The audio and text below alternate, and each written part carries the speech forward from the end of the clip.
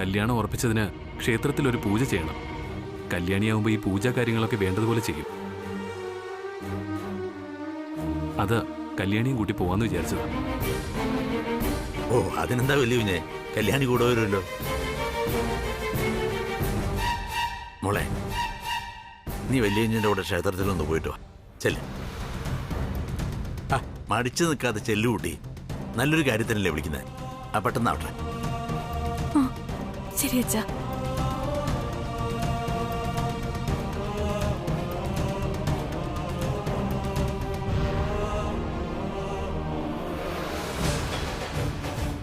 പോവാൻ വലിയ കുഞ്ഞെ.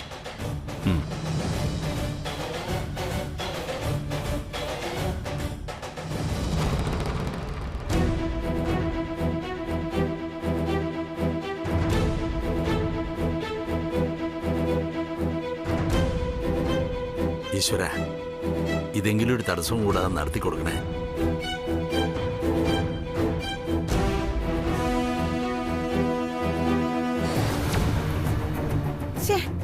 എത്ര ആലോചിച്ചിട്ട് അങ്ങോട്ട് പിടികിട്ടുന്നില്ലല്ലോ. ആരാ ഈ ഗംഗ? എന്തിനാ അഖിലാണ്ടേശ്വരി അവളെ കൂട്ടിക്കൊണ്ടുവന്ന് തൃച്ചംബരത്തെ മൂത്ത മരുമകളാണെന്ന് പ്രഖ്യാപിച്ചത്? എന്തായിരിക്കും അഖിലയുടെ ഉദ്ദേശ ലക്ഷ്യം? ഏതായാലും ഇത്ര ധൃതിപ്പെട്ട അഖില ഇങ്ങനെ ഒരു തീരുമാനം എടുക്കണമെങ്കിൽ അതൊരിക്കലും വെറുതെ ആകില്ല എന്നത് 3.5 തരവ. ഒരുപക്ഷെ ആ അടുക്കളക്കാരിയുമായിട്ടുള്ള ആനന്ദിന്റെ പ്രേമം തിരിച്ചറിഞ്ഞിട്ടാകാൻ സാധ്യതയുണ്ട്. എന്തായാലും അഖില ഇറക്കിയെറിഞ്ഞ ചീട്ടിൽ തകർന്നു വീണത് ആ എച്ചിലെടുപ്പുകാരിയുടെ സ്വപ്നക്കൊട്ടാരാണല്ലോ നോർക്കുമ്പോഴാ ദേഹത്താകമാനൊരു കുളിര്. ഈ വിലാസിനിക്ക് അതങ്ങ് ബോധിച്ചു. പക്ഷേ പ്രശ്നം പുതുതായി വന്നവൾ ഏത് തരക്കാരിയാണെന്നറിയാത്തതാ.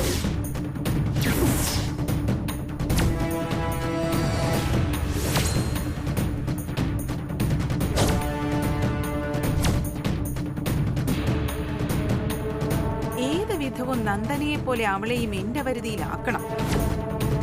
അതാണ് ഇനിയുള്ള 1ാമത്തെ അജണ്ട.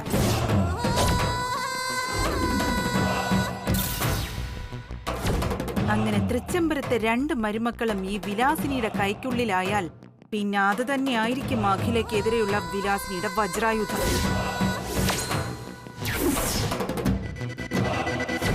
അപ്പൊ ഇനി ചോദ്യം, ആ ഗംഗയെ എങ്ങനെ വശത്താക്കി എടുക്കാന്ന? അവൾ അത്ര പെട്ടെന്നൊന്നും വീഴുന്ന ടൈപ്പൊന്നും അല്ല. പക്ഷെ വീഴ്ത്തിയല്ലേ നമുക്ക് പറ്റൂ.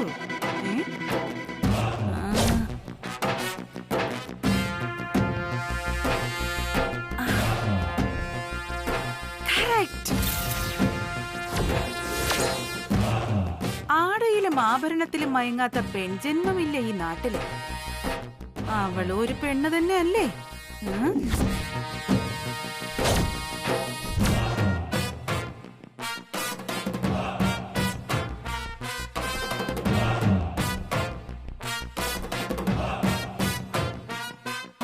പറഞ്ഞു നാവെടുത്തില്ല. അവൾ അവതരിച്ച പോലെ ദേ വരുന്നു. ഇപ്പൊ തന്നെ കാടിളക്കി വരുന്ന ഈ പിടിയാനയ്ക്ക് ഒരു മയക്ക് വെടി കൊടുത്തു കളയാം.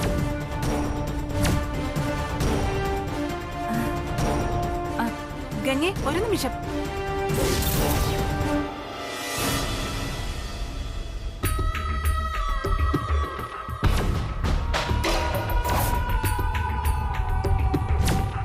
ഇവളുടെ നോട്ടം തന്നെ പെശകാണല്ലോ. അഖിലാണ്ടേശ്വരിയോട് വരെ കട്ടയ്ക്ക് നിൽക്കുന്ന വിലാസിനിയോടാ ഇവളുടെ കളി. നമുക്ക് നോക്കിക്കളയാം. അല്ല, ഗംഗയ്ക്ക് എന്നെ മനസ്സിലായില്ലേ? ഞാനാ ആനന്ദിന്റെ ഒരേ ഒരു ഇളയമ്മ. തൃച്ചംബരത്ത് ശിവരാമകൃഷ്ണന്റെ അനിയൻ, തൃച്ചംബരത്ത് സഹദേവന്റെ ഒരേ ഒരു ഭാര്യ, തൃച്ചംബരത്ത് വിലാസിനി. അറിയാം, മനസ്സിലായി. ആന്റി പറഞ്ഞിരുന്നു. അതിനു മുമ്പ് അഖില അതും പറഞ്ഞു. ഇനി എന്താ പറഞ്ഞു കൊടുത്തിരിക്കുന്നെന്ന് അറിയാൻ വയ്യല്ലോ ഈശ്വര. ഓ, ചേച്ചി പറഞ്ഞായിരുന്നല്ലേ. ഓ, ഈ ചേച്ചിയുടെ ഒരു കാര്യം. അത് പോട്ടെ, ചേച്ചി എന്താ പറഞ്ഞേ? എന്നെ ഭയങ്കര കാര്യ ചേച്ചിക്ക്. സ്വന്തം അനിയത്തിയാണെന്നേ എല്ലാരോടും പറയൂ. സോറി, അഖിലാന്റി എന്നോട് പറഞ്ഞത് വിലാസിനി ആന്റിയോട് സൂക്ഷിച്ചും കണ്ടു വേണം സംസാരിക്കാനെന്ന്. ഓ, അത് വേറൊന്നും അല്ല.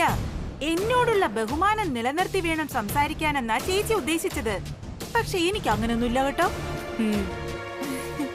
ഗംഗേ, നീ നിന്റെ ഒരു ബെസ്റ്റ് ഫ്രണ്ടായിട്ട് വേണം എന്നെ കരുതാൻ. അല്ല, ചോദിക്കാൻ മറന്നു, ഗംഗ അച്ഛന്റെ അമ്മയുടെ ഒറ്റ മോളല്ലേ? അതെ, ഒറ്റ മോളാണ്.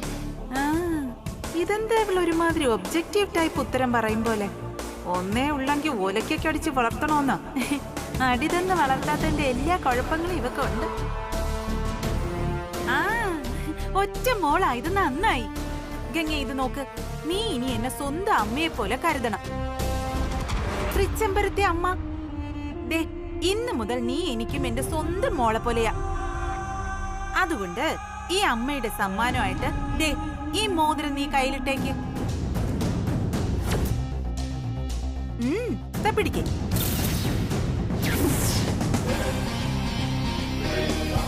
എന്താ ഗംഗ നീ ഇങ്ങനെ നോക്കുന്നേ? ഓ, എനിക്ക് മനസ്സിലായി. പരിചയപ്പെടുമ്പോ തന്നെ ആരെങ്കിലും ഇങ്ങനെ സ്വർണ്ണ മോതിരമൊക്കെ ഊരി തരുമെന്നല്ലേ? ഓ, ഞാൻ അങ്ങനെയൊന്നും നോക്കാറില്ല. പറഞ്ഞില്ലേ, നീ എനിക്കിപ്പൊ സ്വന്തം മോളെ പോലെയാ, ഞങ്ങളുടെ ആനന്ദിന്റെ പെണ്ണ്. ദേ, നീ ആ വിരല് കാണിച്ചേ, ഞാൻ ഈ മോതിരം ഇട്ടുതരാം.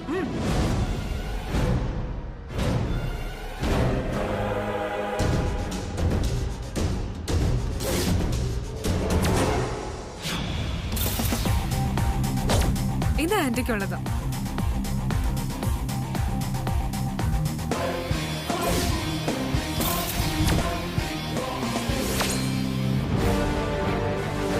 ആന്റി എന്തെങ്ങനെ നോക്കുന്നേ?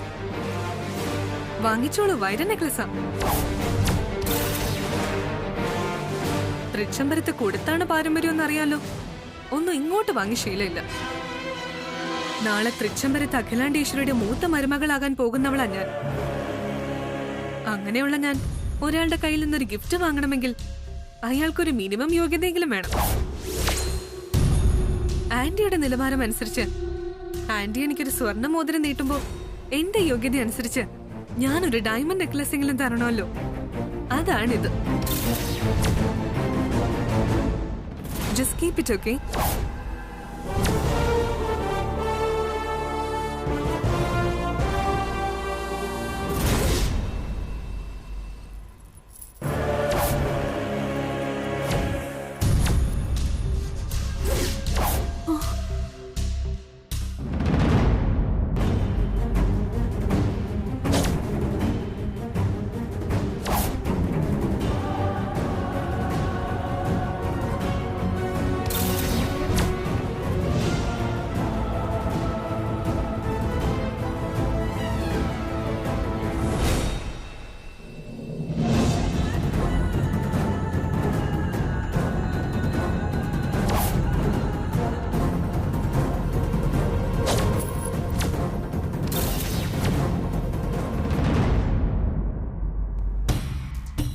അടുത്ത മാസം അവസാനം കല്യാണമെന്നാ ആന്റി പറഞ്ഞത്.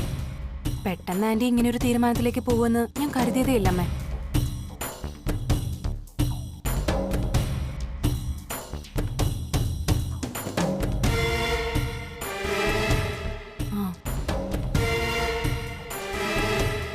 ആ, സാലറിയുടെ കാര്യം നമുക്ക് നോക്കാം. ആ അതെ അമ്മേ, ഞാൻ കുറച്ച് കഴിഞ്ഞ് അങ്ങോട്ട് വിളിക്കാം. ശരി. ആഹാ, എന്താ ആന്റി ഇത്? വലിയ പർച്ചേസ് ഒക്കെ കഴിഞ്ഞിട്ടുള്ള വരവാണെന്ന് തോന്നുന്നു. കയ്യില് ഡയമണ്ട് നെക്ലസ് ഒക്കെ ഇരിക്കുന്നു. പിന്നെ പർച്ചേസ്, ഇത് പർച്ചേസ് ചെയ്തതൊന്നും അല്ല, ഗിഫ്റ്റ് കിട്ടിയതാ. ഗിഫ്റ്റ് കിട്ടിയതോ?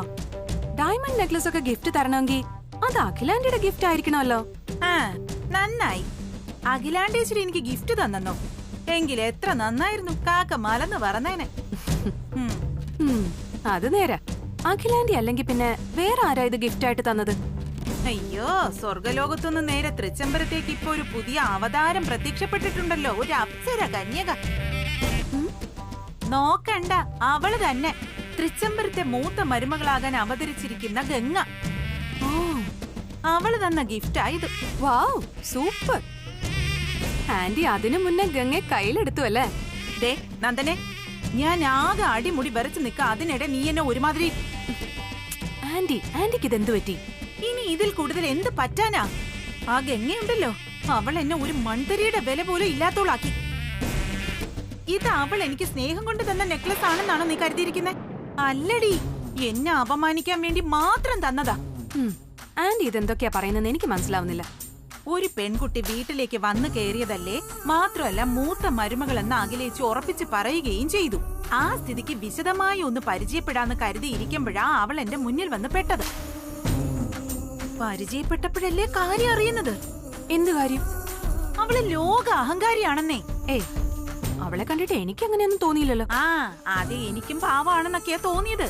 അടുത്തപ്പോഴല്ലേ അവളുടെ യഥാർത്ഥ ഗുണം മനസ്സിലായത്. നീ ഒന്ന് ആലോചിച്ച് നോക്ക് നന്ദനെ. വാസ്തവത്തിൽ അവള് വേണ്ട ഇങ്ങോട്ട് വന്ന് പരിചയപ്പെടാനൊക്കെ. എന്നിട്ട് ഞാൻ അതൊന്നും കാര്യമാക്കാതെ അങ്ങോട്ട് പോയി സംസാരിച്ചു. നീ എനിക്ക് എന്റെ സ്വന്തം മോളെ പോലെയാണ്, ഞാൻ നിന്നെ പൊന്നുപോലെ നോക്കിക്കോളാന്നൊക്കെ പറഞ്ഞ് സ്നേഹത്തോടെ ഞാൻ എന്റെ കൈയിൽ കിടന്ന മോതിരം ഞാൻ അവൾക്ക് ഒരു നീട്ടി. അപ്പൊ അവൾ എന്താ കാണിച്ചെന്നറിയോ നിനക്ക്? അവൾ എന്ത് ചെയ്തു ആന്റി? അവള്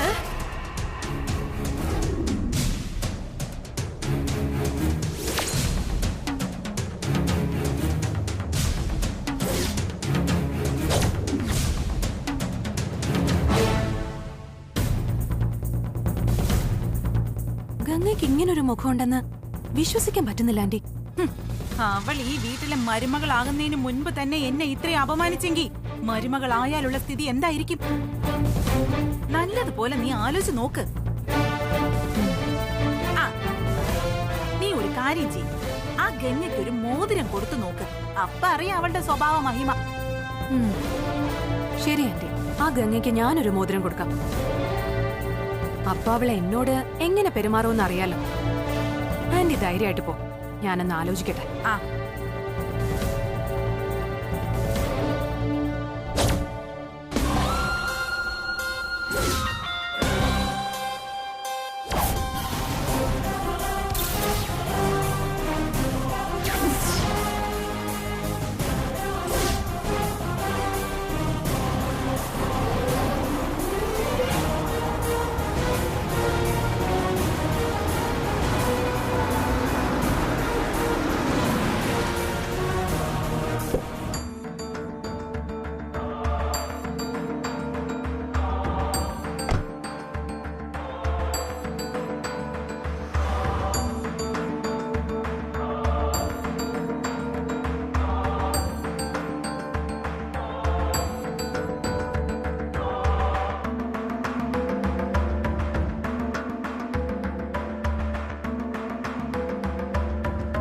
വരൂ ഗുരുജി.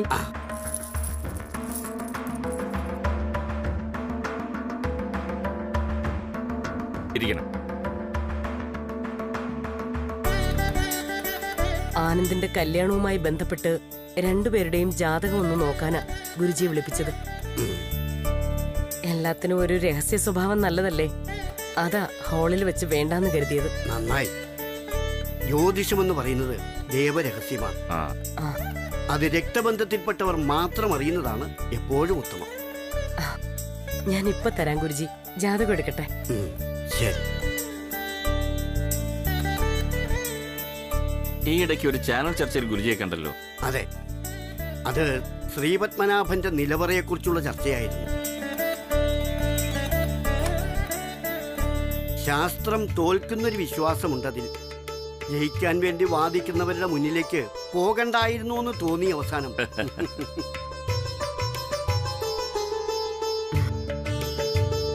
ഇത് ആനന്ദിന്റെയും ഗംഗയുടെയും ജാതകങ്ങളാ.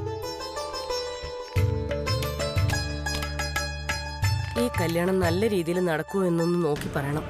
നോക്കാം.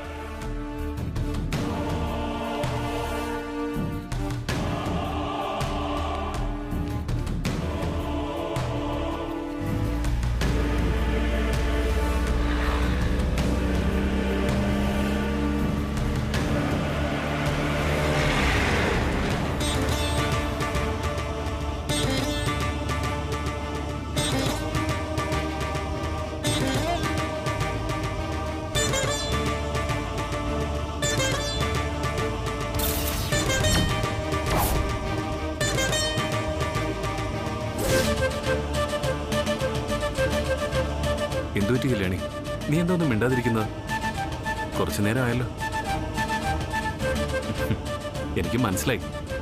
അമ്മ പെട്ടെന്നൊരു പെണ്ണുമായി വന്ന് കല്യാണ തീയതി കുറിച്ചപ്പോ നീ ഭയന്നുപോയി. അതല്ലേ ശരി? ഏതായാലും നിന്റെ ഭയം തെറ്റാണെന്ന് ഞാൻ പറയുന്നില്ല. പക്ഷേ നമ്മുടെ കാര്യത്തിൽ അതിന്റെ ആവശ്യമില്ല. അത് ഞാൻ നിനക്ക് തരുന്ന ഉറപ്പാ.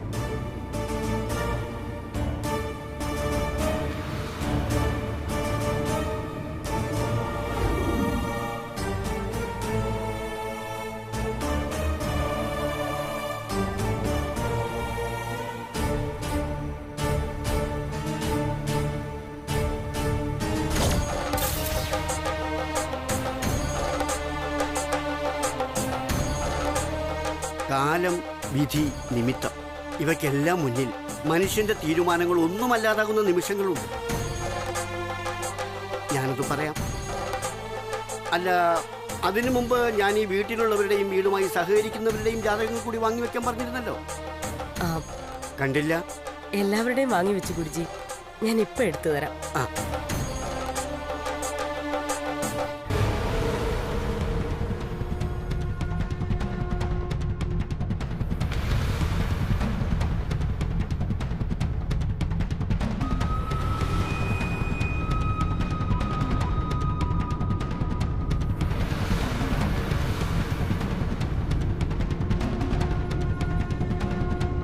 ഇത്തവണ ഒരു മുടക്കവും കൂടാതെ അമ്മയോട് എന്റെ ഇഷ്ടം പറഞ്ഞ് സമ്മതം വാങ്ങാനിരുന്നതാ.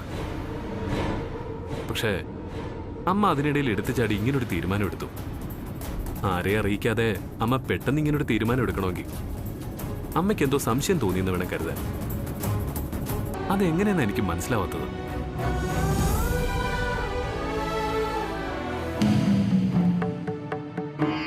ഞങ്ങള് കുടുംബക്കാരുടേത് മാത്രമല്ല, ഇവിടെ ജോലി ചെയ്യുന്ന എല്ലാ സ്റ്റാഫുകളുടെയും ജാതകം ഇതിലുണ്ട്.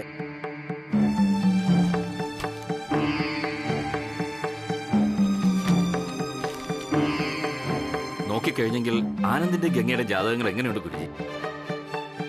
ജാതകത്തിൽ കുഴപ്പങ്ങളൊന്നുമില്ലല്ലോ, പൊരുത്തങ്ങളെല്ലാം ശരിയല്ലേ? വരട്ടെ വരട്ടെ, എല്ലാം ഒന്ന് നോക്കിയിട്ട് വിശദമായി പറയാം. അല്പം കൂടി ക്ഷമിക്കും.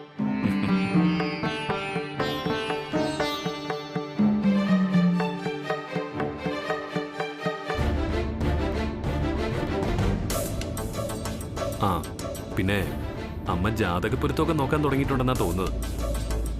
ഇപ്പൊ എല്ലാം ഇരട്ടി വേഗത്തിൽ അമ്മയുടെ നീക്കം.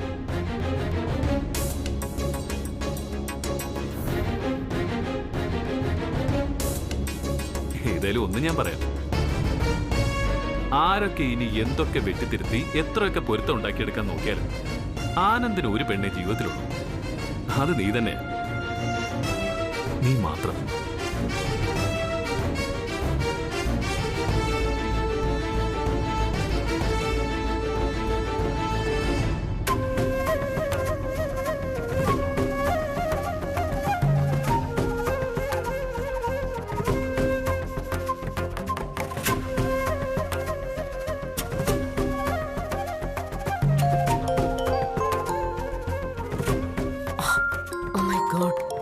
യുകെയിൽ നിന്ന് ഡൊണാൾഡിന്റെ കോള. ഒരു മെയിലിന്റെ കാര്യത്തിൽ സംശയം തീർക്കാനുണ്ട്. കൃഷ്ണേട്ടാ, ഒരു 5 മിനിറ്റ് ഞാനൊന്ന് സംസാരിച്ചിട്ട് വരാം. Hello Donald. Yeah, tell me.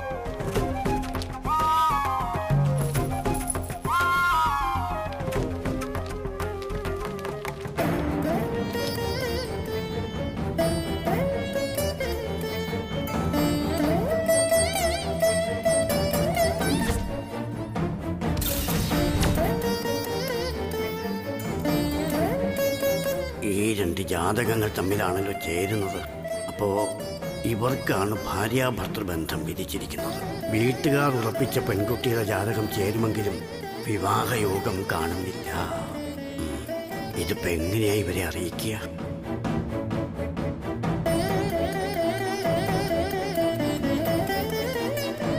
നോക്കൂ, ഇതാരുടെ ജാതകമാണ്? ഇത് ഡ്രൈവർ ദാസിന്റെ മകൾ കല്യാണിയുടെ ജാതകമാണ്. എന്തു പറ്റി ഗുരുജി?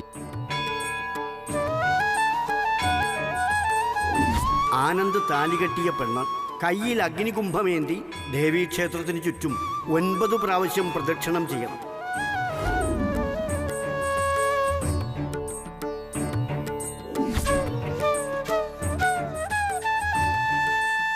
ഗുരുജിയൊന്നും പറഞ്ഞില്ല?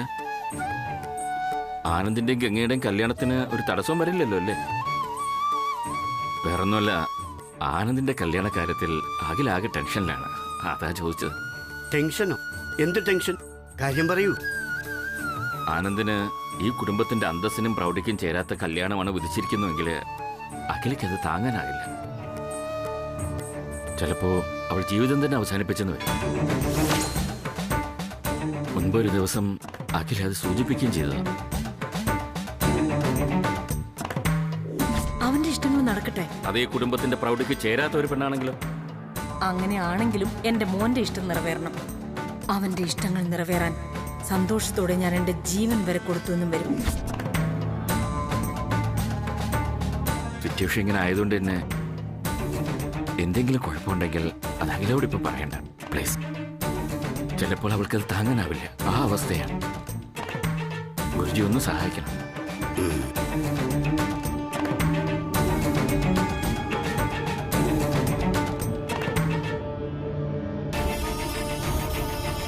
സത്യം പറഞ്ഞ അമ്മ പെട്ടെന്ന് ഇങ്ങനെ ഒരു തീരുമാനം എടുക്കുമെന്ന് ഞാൻ കരുതിയതേയില്ല.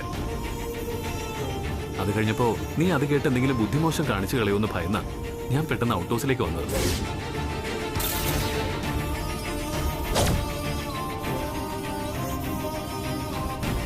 ഭാഗ്യത്തിന് നീ അങ്ങനെയൊന്നും ചെയ്തില്ല.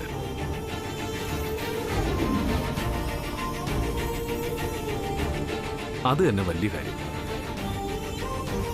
അതിന്റെ ഒരു ആശ്വാസമുണ്ട് എനിക്ക്.